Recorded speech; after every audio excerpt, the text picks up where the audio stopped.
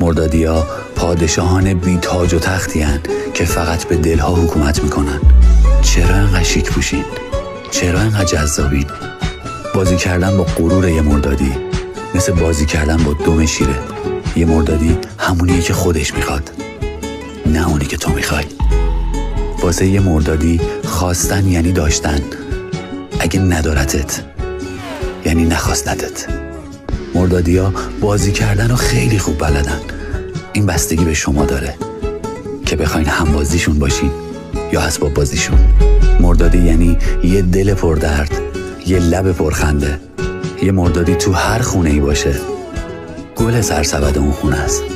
مردادیا تولدتون مبارک.